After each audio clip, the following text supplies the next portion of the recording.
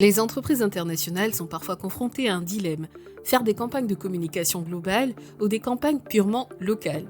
Les campagnes globales permettent d'optimiser les coûts et de garantir la qualité d'exécution, tandis que les campagnes locales permettent de renforcer l'ancrage local d'une marque. Le monde de l'avenir, je suis l'espoir de ma nation, je suis le peuple du futur, et je suis votre inspiration.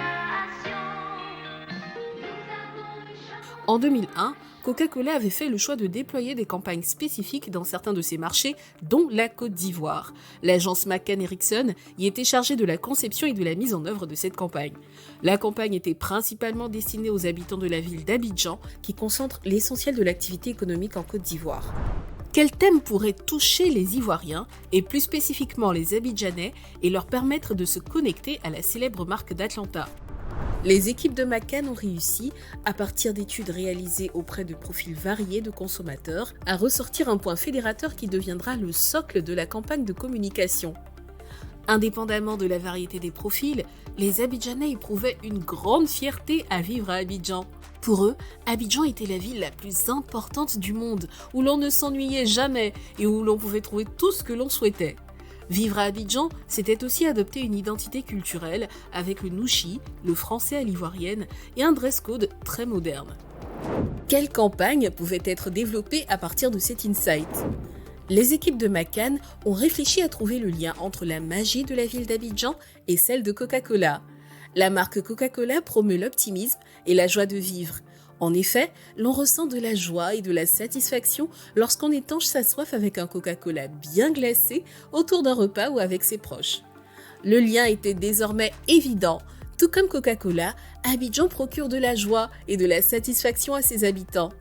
Mais comment le dire d'une façon créative pour connecter les Abidjanais à la marque ? Il faudrait pour cela utiliser un ton qui leur parle et qui leur est spécifique. Les équipes de McCann ont donc imaginé l'accroche suivante qui sera le socle de la campagne. Abidjan enjaille, Coca-Cola enjoy. Cette campagne a été déclinée en plusieurs visuels selon les codes graphiques de l'époque pour être pertinente pour les différents profils de consommateurs et les différentes occasions de consommation. Le maquis, le bluffeur, le balanceur, le touriste. Cette campagne, ainsi que d'autres initiatives marketing de la marque, comme le sponsoring des émissions de vacances telles que Varietoscope, ont permis à la marque de renforcer son ancrage local. En revanche, Pepsi Cola, l'éternel rival de Coca-Cola, a choisi l'autre option.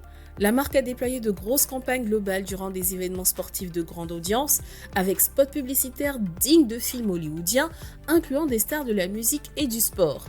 Toutefois, malgré l'intensité de ces campagnes, Pepsi Cola n'a jamais réussi à s'imposer sur le marché ivoirien. Il y a sans doute de nombreuses autres explications à cela, au-delà des stratégies de communication. Mais à votre avis, peut-on se contenter uniquement de campagnes globales pour assurer le succès d'un produit sur un marché, ou faut-il nécessairement adapter localement ces codes de communication ?